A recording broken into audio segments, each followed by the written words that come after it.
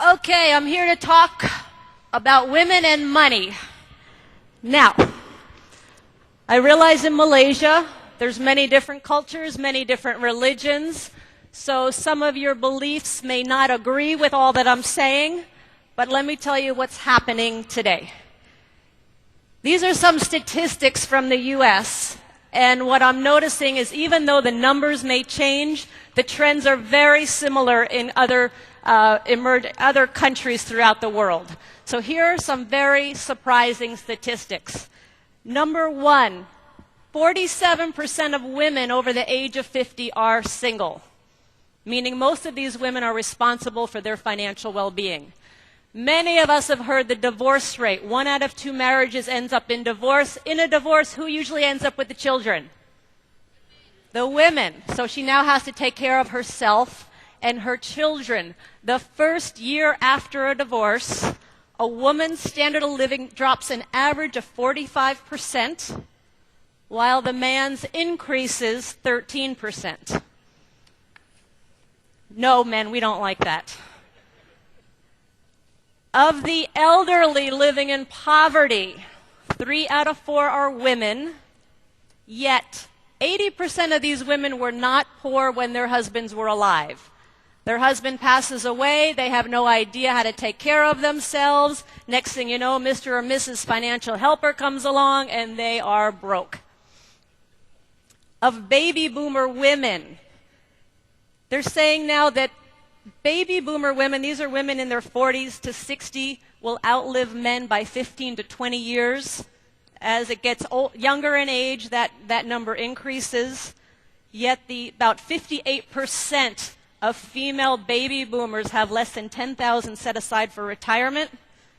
And it's estimated that only 20% of female baby boomers will be financially secure in retirement, which means 80% of us will not.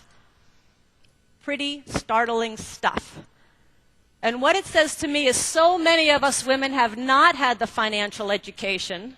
We've actually been taught to depend on somebody else, primarily a husband or a family member, to take care of us. Yet as we get older, so many of us are facing financial crisis. That's why I wrote my book, Rich Woman.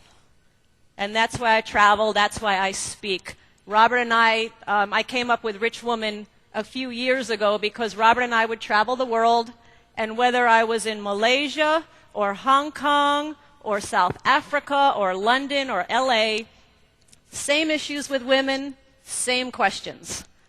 So it really is a universal problem. I'm going to call it a crisis because I'm seeing it happen more and more and more. And the key to the whole thing, to me, is financial education. My passion is educating women, encouraging women to really start taking charge of their lives, start taking charge of their money, so they no longer have to be dependent, so they can have the life that they want. Yes, I want to have a happy marriage. Yes, I want a happy family life. I just don't want to have to depend on somebody else for that happiness. Clear? Okay. So, I decided many years ago I did not want to be one of those statistics. And so back in 1989, I just mentioned about my first investment. Back in 1989, the market in Portland, Oregon, as I mentioned, my first investment had plummeted. And so as I mentioned, Robert, we moved to Portland, Oregon, and Robert started talking to me about what his rich dad taught him. And I'm looking at these properties. I find this little 2-bedroom, 1-bath house, not knowing what in the world I'm doing. And here are the numbers on that property. Finally, once my hands stopped shaking, once I stopped crying, because I was so scared, that house, this is 1989, cost $45,000. I needed a down payment of $5,000, of which I didn't have. And finally, when all was said and done, as I mentioned, it put a whopping $50 a month in my pocket, positive cash flow.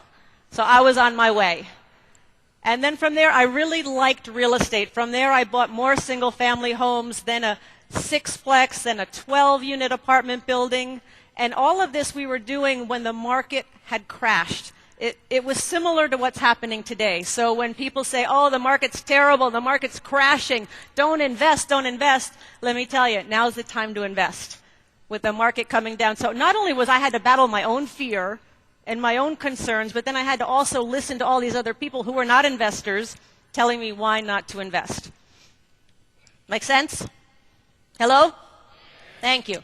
So I kept investing, and I'm going to say probably the best cash flow property I have today. Actually, you know what? Do we have a picture of that first property, that Oregon property? Can we put that up?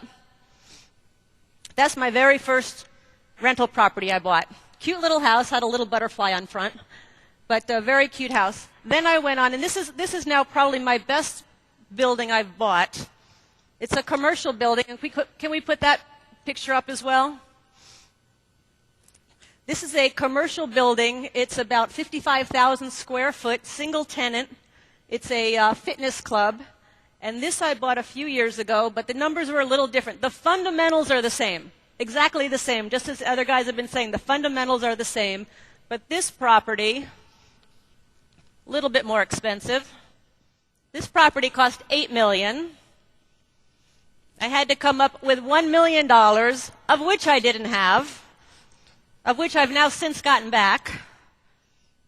And this property puts $30,000 a month in my pocket. Okay?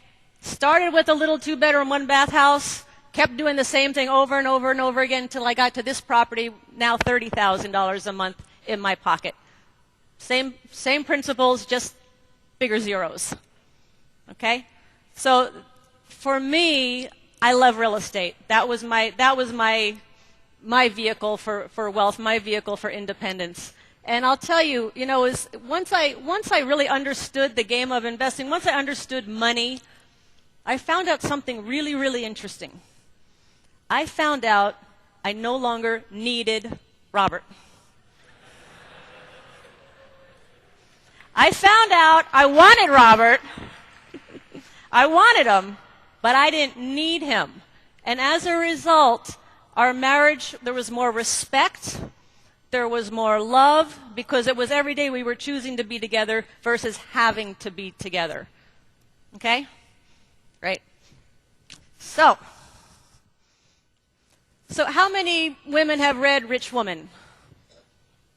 Few women out there. We will have copies for sale. I will be happy to sign them after today, or today and tomorrow. But as I said, I wrote Rich Woman because I really saw a need for women and for the financial education. But what's interesting is this information is actually more applicable today than ever. When I wrote the book, it was a good idea. Today, I think it's a necessity. And the rules have changed so dramatically that I think women taking charge of their money, women being in control of their lives through their money, is really a must in terms of women being not just financially free, but free totally. So let me talk a little bit about what is a rich woman and what isn't a rich woman. The ultimate rich woman, in my opinion, is a woman named Oprah Winfrey. You know Oprah? All right. Great woman. Great woman. In 2000, Robert appeared on the Oprah Winfrey Show with the Rich Dad book and the Rich Dad philosophies. And it was a really interesting experience. We went to the studio. There was the stage with 2 chairs, one for Oprah, one for Robert.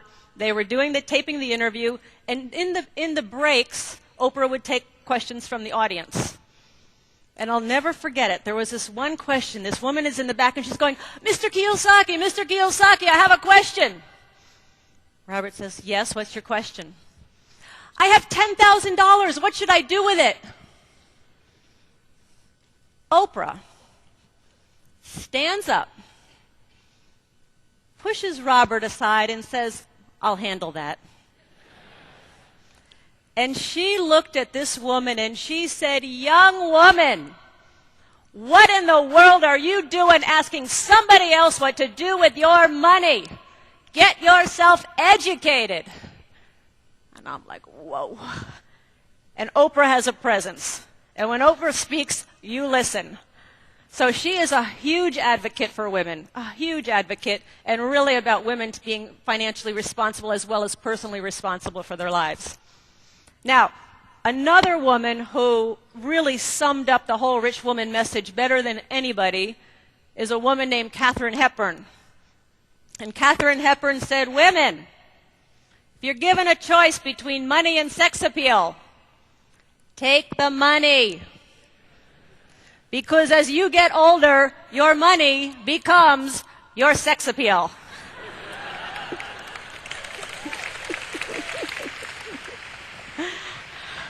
And how true is that? So let's talk just a second about what is not a rich woman. Okay. A woman who has money, is she necessarily a rich woman? Hello? No, she has money. A woman that marries for money, is she a rich woman? Hello? No, she might have money, but we all know what she did to get there. Good examples, Anna Nicole Richie, married for money. Heather Mills, Paul McCartney's ex, married for money. Don't tell me there wasn't a plan there. There was a plan there. So in my opinion, a woman that marries for money is basically, in my opinion, she's the biggest ripoff to women in the world. She's basically saying, I cannot take care of myself. I have to have somebody else take care of me, so I'm going to do whatever it takes to have a rich man marry me so I can be taken care of because I am helpless. Pisses me off, excuse my language. Not a rich woman. Now, here's another take. You tell me if this is a rich woman or not a rich woman. Here's the story. Dan was a single guy living at home with his father and working in the family business. When he found out that he was going to inherit a fortune when his sickly father died, he decided he needed a wife with which to share his fortune. One evening at an investment meeting, he spotted the most beautiful woman he had ever seen. Her natural beauty took his breath away. He said, I may look just like an ordinary man, he told her, but in just a few years, my father will die, and I'll inherit $65 million. Impressed, the woman obtained his business card, and 3 days later, she became his stepmother.